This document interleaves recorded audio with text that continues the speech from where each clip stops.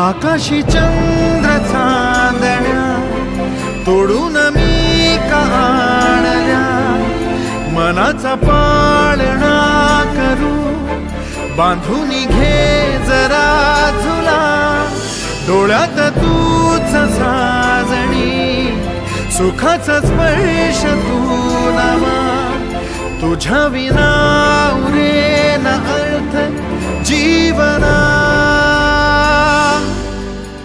उजळे तुझ्या हसूने कणकण, अन चंद्र हे हातीचे काकण,